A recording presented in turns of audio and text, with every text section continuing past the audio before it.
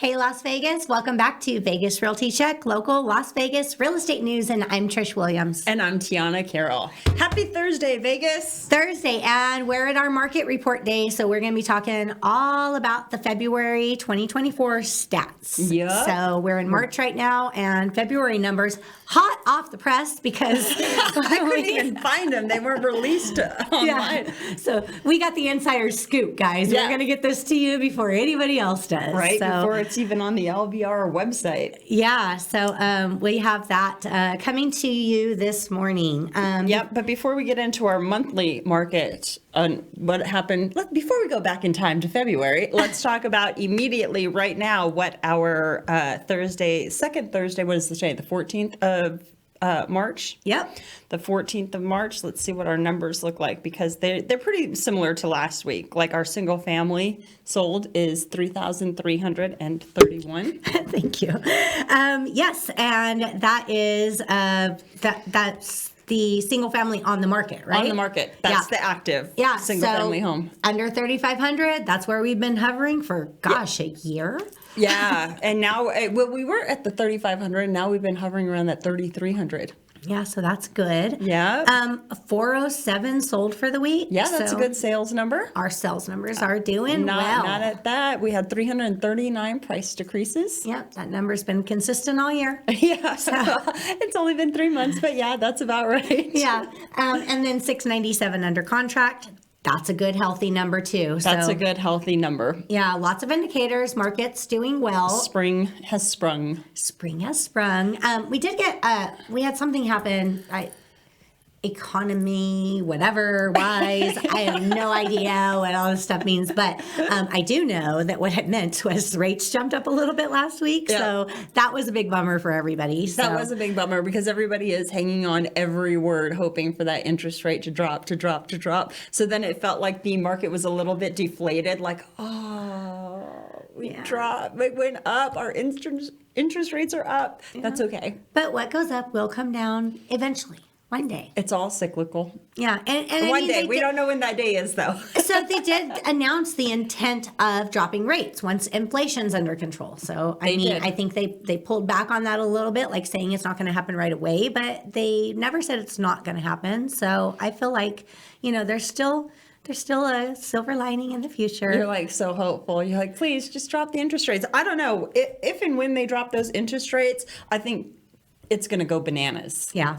Yeah. Because I can't believe how many buyers are just sitting on the sidelines. Like, I'm just waiting for the right interest rate. I'm just waiting for the right interest rate. Yeah. And that troubles me because it's they're waiting for the right interest rate before they jump. But when the interest rate gets right, prices are going to get higher and their buying power is going to decrease. Yep. So it's really, I know the rates are not attractive at this point, but it really is the time now to buy versus when the rates come down. You can always refinance later. So I don't know, just a little, I guess, my insight, or a lot of ours. Yeah. I think in general, if you're talking to anybody in real estate or in mortgage, they're going to tell you the best time to buy was yesterday. Always. And then they're going to let you know that interest rates are, said to come down. The election year, you've heard it. Especially if you turned into the show, you've heard all the same things we have been saying, and that's literally most everybody in real estate across the board. Yeah.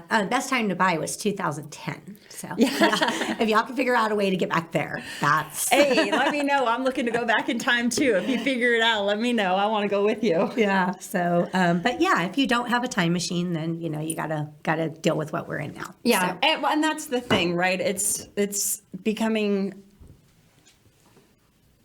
almost imperative that you get into the market before it gets so out of control that it's unaffordable for future. Yes. And there's so much stuff going around, buzz and everything like that. Like, we're running out of dirt. We're moving outside into cities nearby where, it's not, there's nothing that says that like real estate's going to like not be, not appreciate over the years. Yeah. And I did see like, for the past week, there's all these top 10 cities that are going to crash, biggest recession happening in these 10 cities. And of course, Vegas is usually on all of them. And this week I went through 4 different lists and Vegas was not on one of those lists. Well, I was like, woohoo! Gary Keller, we had our national family reunion. Yep, that's our brokerage conference. national convention. Yeah, national convention conference. Garrett, and shout out, we had Tony Robbins talking to us, but And Mel Robbins. And Mel Robbins. Yes, it was a great conference. But Gary Keller, owner, founder of our company, had said that he thinks we just came out of the recession. He thinks that Q4 2022 was our recession, and we 23. I forget what year I'm in.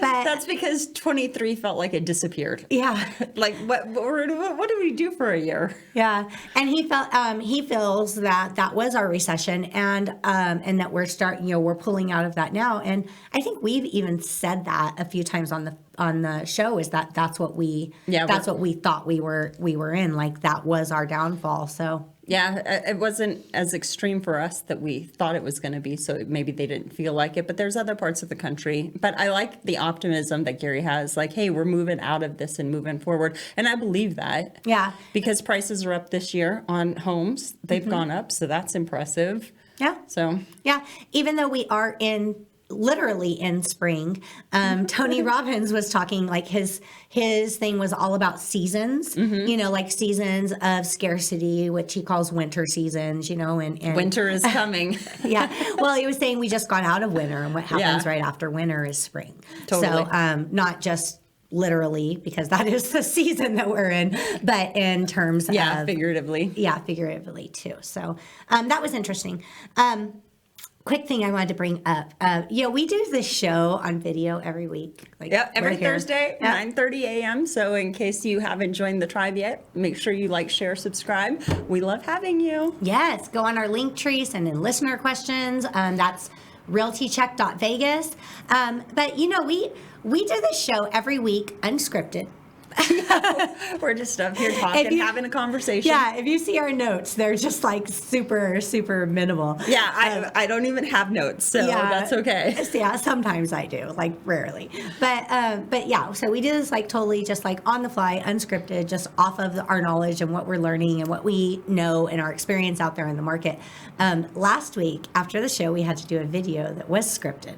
It was very scripted. And that, I realized something about myself then. You don't like a script, I'll tell you that. It's impossible. Because it's not impossible. You did well. And they were saying like, hey, here's how you walk, and here's what you say. And I was like so focused. I rewatched the video. I was so focused on trying to walk because I was like, wow, am I walking okay? Like, I've only been doing this for just a few years now. Do I remember how this goes? Yeah, so I was like, focused on like something as simple as walking, and then trying to remember a script. I was like totally just off me. Off your game. Off my game. Yeah. Well, I think everybody, especially when it comes to working on a script, being on video, it just is a very weird, not natural thing, and you're so inside your head. Even before I started co-hosting here with you and I would just come on as a guest, the first couple times I was like, oh, what do I say? What if I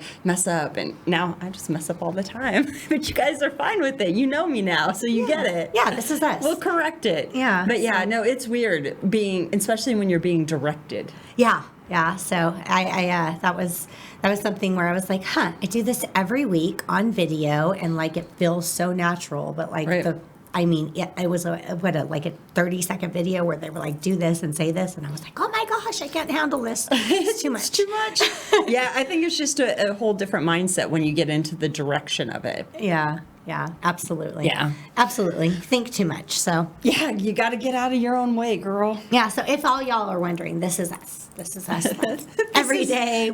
This is our regular us. This is our regular us. Yeah.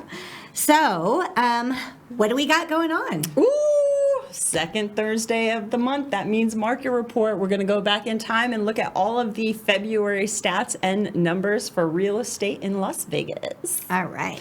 And so I guess we always start off with single family homes. Mm-hmm. And units sold are up 10%. Mm-hmm. And they were 1,896 units sold. That's almost 1,900. Not a bad number. Yeah, but you know what I really like is the up 12 almost 13% was the new listings.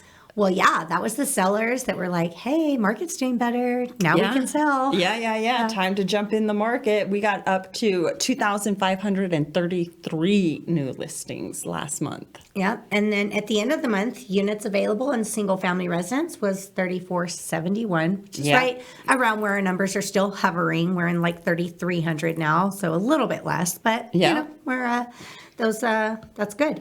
But that median home price range is still going up. Yeah. Up. 8.2%. Regardless of what interest rates are doing. Yeah. It went up 8.2%. So we're now at $460,000 is the median home price range in Vegas. Yeah. Median price range of new listings, 485. Yeah. So that's even up.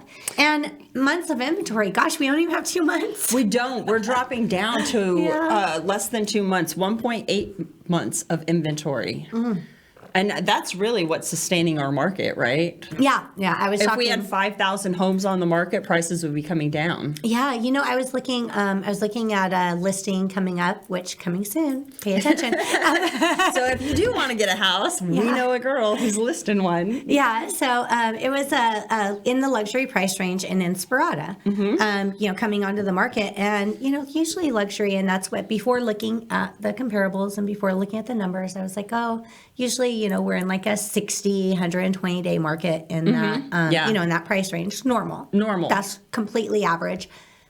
Everything there, luxury price point, selling, and it was like I'd say between 1 million and 1.5 million. Okay.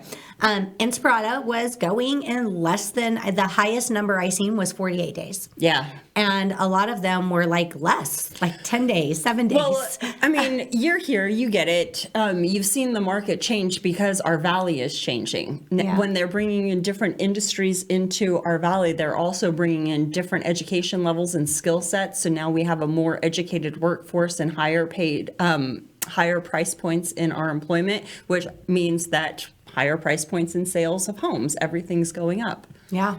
So, seeing that type of movement and that type of price range is definitely an indicator that we have a pretty strong market. Yeah. So we're good. Let's sell all the $1 million homes. Of course. Million here, million there, million everywhere. Well, it seems like that's getting closer to being an average price range. Well, it is getting closer. I mean, we're halfway there almost, which is crazy. Yeah. But $1 million what it buys in the valley now versus what it bought 8 years ago. Two totally different things. Yeah, you used to be able to get a mega mansion for $1 million. What did they call them? McMansions? A McMansion. A little 10,000 square foot home. You could be featured on Cribs. Yeah. You have a theater and a gym and all of that. That is not the $1 million home of today. Oh, no. Today it's a home. It's a nice home. It's a nice home. It's a in nice a very home. nice neighborhood usually, and there's definitely some incentives of what $1 million can get you, and I'm sure way better than what it can get you in California. That's true. But it's not what it used to be, of course. Yep. Because times change. You used to be able to buy a move-in or a first median home for $200,000. So that was your standard 3-bedroom, 2-bath, 180, 200,000, easy peasy all day long in the neighborhoods. And townhomes used to be so inexpensive. Oh yeah, like $100,000, $120,000, 60. I remember selling. Well, I'm not talking way back. Well, I remember when I started selling a 3-bedroom condo for $60,000, and now I'm like, oh my gosh, why did I buy that? Yeah, and so that leads us right into our condo numbers because that median home price has gone up significantly. But our stock, we have 530 units that sold in the month of February. Yeah, so that stock, that unit sold is up almost 18%. Yep. Yeah, so that's good. And the new listings are almost up 20% on condos and townhomes. Yep, 738. Units available, 1,160 condos and townhomes across the valley. Yep, and that median price range is no longer 60,000. Not even close. Not The even median- 200. Not even 200. 283,000 is the new median home price range for condos and townhomes in the valley. Yeah, and the new listings are almost at 300, 289.9. Yeah, and that gives us more inventory than single family, but 2.2 months. Yeah. Still pretty low. Down 14.7%. I know. Sellers, where are you at? Call me. Yeah, please. No, some of these sellers, they're like, I don't want to have to buy in the same market I'm selling in. Well, that's the way it works, man. Yeah, that's the way it works. So you could just go like live in an RV for a while and see what happens. Yeah, I do want to scroll down now to the days on market because you did bring it up. Yeah. About how because it is always the higher price points move a little bit slower. Yeah. Yeah, you have and less that's of fair. a pool of buyers in those price points. But those days are not long, not the way they used to be. No. So more than half are selling in less than 30 days. More than half, 56% are selling in less than 30 days. Yeah. That's the majority of the house. And if that house, I'm telling you right now, is in good condition, clean, turnkey ready, that house is one of the ones selling in the 30 days. Yeah. And the other 17% Right? are less than 60 days. Yeah, 31 to 60 days, it's got 17% of the homes. And then it just goes down from there. 61 or under 90 days is 10%. And then under 120 is 7.4. 7.4, Yep. and then 8.5 is 121 days plus. So when you look at the percentages of that versus the units available, I mean, it's not a lot. Not a lot there. Yeah, So. but the days on market, even from last month, January, was 52% of the homes sold within 30 days. Now it's 56%. So that's even going up. Yeah. So we're doing good. And All then, those good homes is flying off the shelf. Yeah, when you compare it to last year, 2023, we're up quite a bit because 2023, less than 30 days was only 41%. Yeah. So. Yeah. It was much longer back in the February of 23. That's for sure. Or it felt longer. Yeah. Getting those homes, but that is not where we're at now. Yeah, and the numbers for condos and townhouse days on the market is pretty much the same. I mean, slightly different, but pretty much slightly different. Yeah. Like in the 31 to 60, it's like we've got 17% for single family home, but 20% for townhomes and condos. But the 0 to 30 days for both condos and townhomes are right there at 56%. They're equal. Yeah. So doing well. Yeah. So did we miss anything here? I don't think we missed too much there. We talked about the months of availability, days on market, what our stock is, what we've sold. So I think we're pretty good. I think we could jump on. We missed a listener question last week that we didn't get to answer. We did. It was Maria. So we can answer Maria. Maria. Hey. See, we told you we wouldn't forget about you. See, Maria, we're women of our word. Yes. We'll get to you. Yeah. So Maria said, my house backs to a freeway. It does. And Maria's concerned that could be a problem when she sells the house. A resale. Yeah. Was it a problem when she bought? That is exactly where I was going to start with this. Did the freeway get built after you bought your house, or wasn't it there? Was it there when you bought? Because if that wasn't a deterrent for you, the same thing applies to a lot of buyers out there. Now, there's buyers that are finicky. There are buyers that are finicky that won't buy at a T-cross in a road, or won't. That's a feng shui. Right, that's a feng shui. Yeah. Or there's buyers that won't buy if it's backed up to a road, and so you will lose some buyers because of it. Yeah, what I But noticed, not a lot. Yeah, not a lot. It's not going to be like, oh no, can't buy It's not my like house. there's streets of houses that are sitting empty because they back up to a road. People live there. Life goes on. Life goes on. I only ever had one buyer who was upset with it, and he's like, I don't want them running cars into the back of my wall. That's a concern. It is a concern, and it happens. I drive around the valley all the time, and at least once a week I'll see a house that has a car in its backyard that came through a wall. Yeah, my husband and I have a joke. We call it Sunday morning photos. For the longest time, we were taking these photos that always happened Sunday morning of like brick walls crashed into. Bad Saturday driving. Bad partying and probably drunk driving, I'm just saying. Don't drive drunk, y'all. Don't drive drunk. So that, and most of the time, I don't know if I've never seen this not apply, but most of the time when you're back to a freeway, there's a huge retaining wall there. Yeah, in the valley. And she's saying she's backed up to the freeway. So we have tall soundproof barriers on our freeways. So residential areas don't get all of that freeway traffic. And it does such a good job at minimizing the sound. Yeah. So you get more sound on a residential street with just like a 5-foot block wall than you do from a house that backs up to the freeway. Because usually it's just a giant wall back there. Yeah, and I do think in all the cases, and correct me if I'm wrong, of course, that there's usually a buffer zone, or maybe it's like a city requirement to like have a buffer zone between the freeway and the... Yep. So it's not like your back wall is the freeway. Yeah. There's definitely a buffer zone. Usually it's like a water drainage or whatever, like a 5-foot between that wall and your wall. Or maybe it's bigger. I don't know. I never measured it. Yeah, so I don't see that as a huge deterrent, but I can give you some tips. Okay, let's hear 'em. Things to distract the sound, if the sound's an issue. Right. Number one. Oh, go ahead. Number one is insulation in your home. Okay.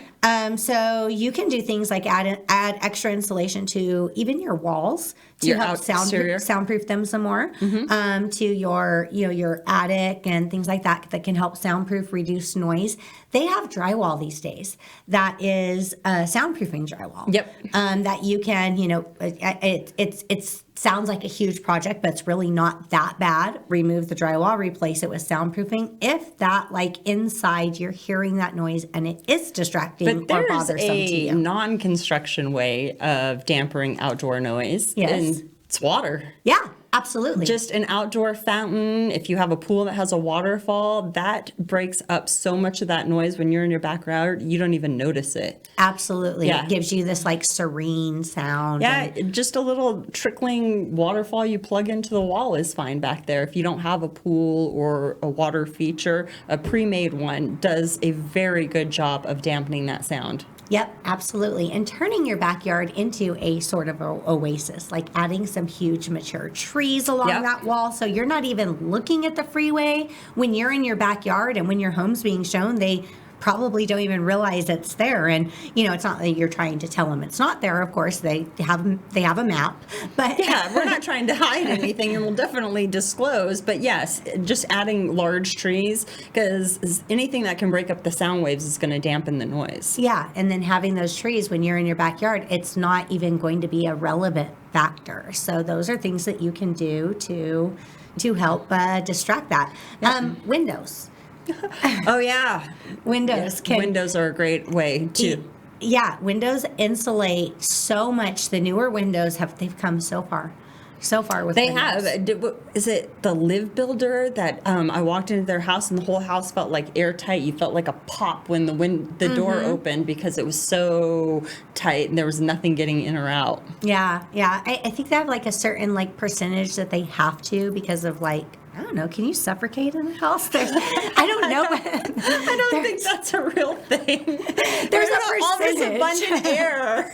Yeah, I don't know. But there's a percentage of like air that has to flow through a house. Like there's a regulation on that. Like it's like a super small percentage. Like I think like 0.3% or something like that. But I don't know. Yeah, but that's not because you're suffocating. I wonder what that is for. It just has to breathe. The house needs to breathe so you can breathe. Yeah. That's funny. Something. That is so funny. So that's that's another option. So definitely I was at the IBS, the International Builders. What's the S? Show. Oh, show. Isn't it the International Builder Show? It probably is. Yeah, I always call it the construction show or the builder show. Yeah. So I was there. It was here in town a couple weeks ago. Yep, it's here every January, February-ish. Yeah, and wow. Like so many new things are coming out. And one of the things that I thought was pretty fascinating, and I don't see it as happening today, right? But it's definitely, I think, something that we're going to move towards in the future, is propane's back. Yay. Yeah. If you guys are in the valley, I'm sure you are not immune to the fact that gas prices have like doubled. It feels like they skyrocketed. Yeah, and not like just gas at the pump, but like gas, your natural gas. Yeah. Cooking and heating your home gas.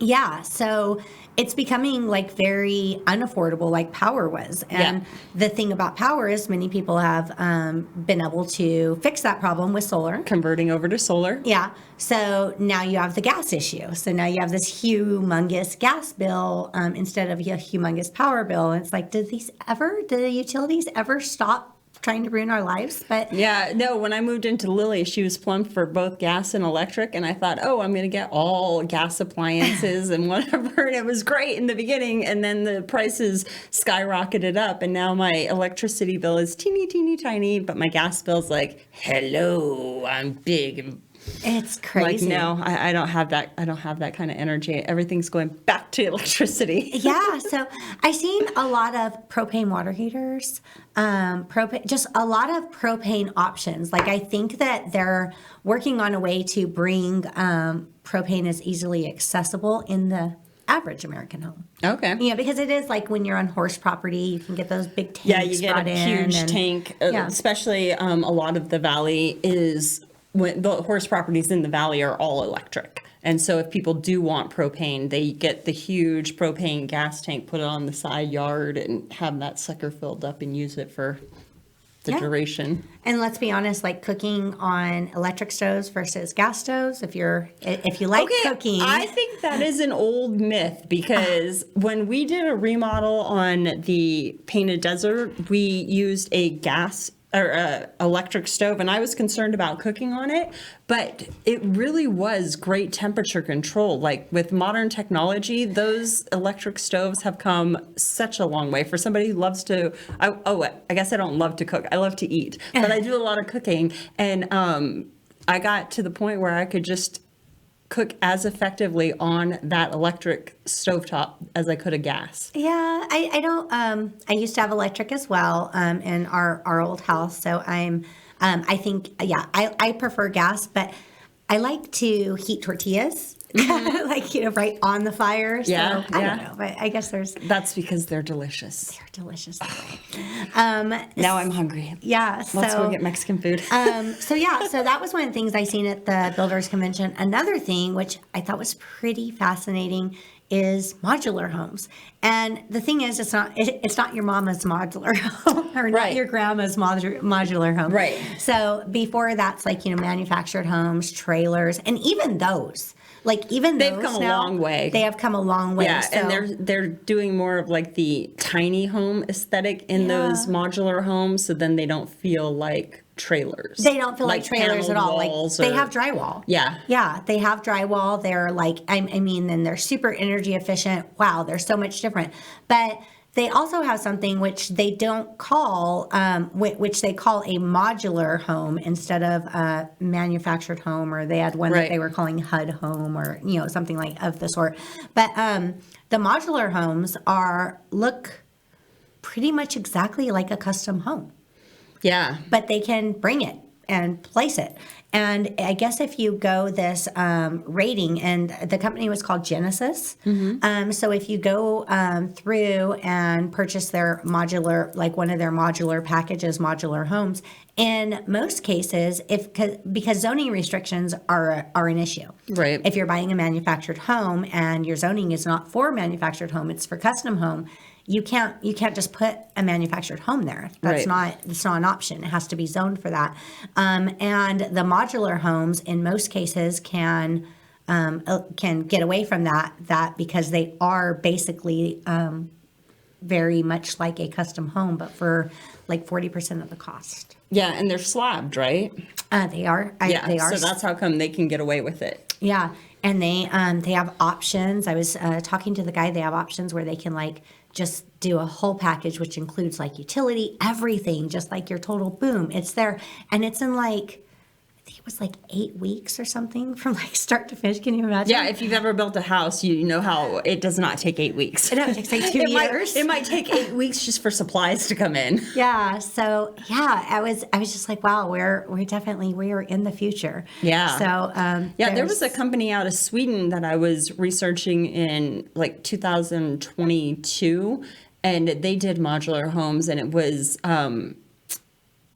sort of like Legos, like you could add bedrooms and they just sort of clicked into place. And I think that's kind of what this is. Okay, yeah, that was really, really cool. At the time, though, it was so expensive to bring it from Sweden to Vegas. But, 2 years later, I'm sure there's companies who have jumped all over the bandwagon with the sort of blueprint on how they're doing their business and to make it more cost effective here in the U.S. Yeah, it seems extremely cost effective. I'm actually going to be scheduling a consultation with Genesis to get more information. I am so fascinated. I want the rundown of exactly how all this works. I always thought that would be amazing. I always thought that would be something brilliant for Pahrump.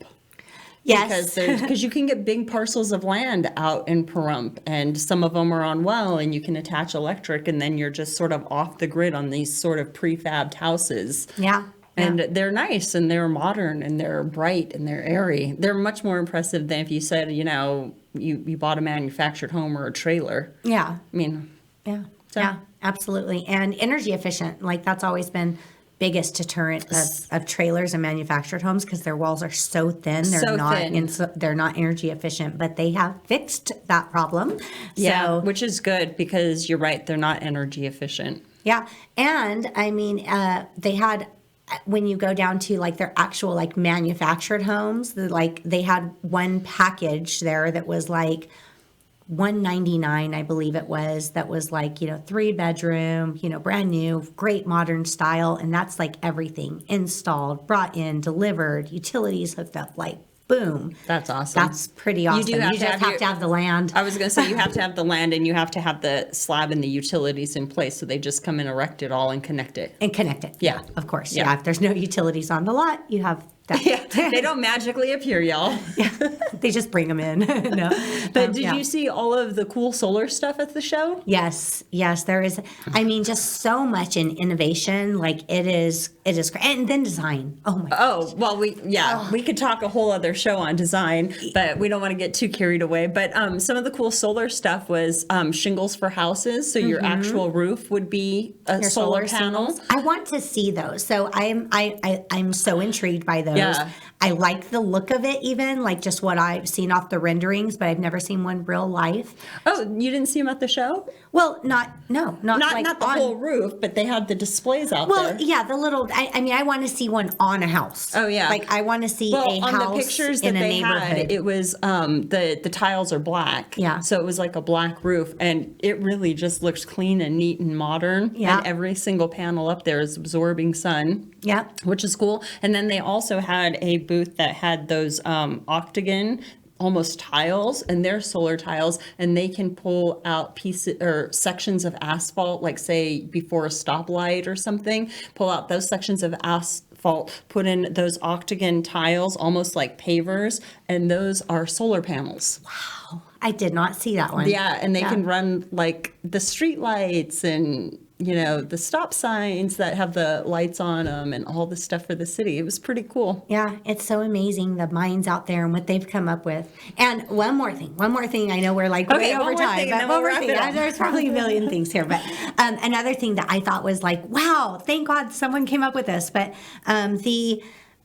like quartz countertops are very popular right now. People love a solid surface. Yeah, solid surface.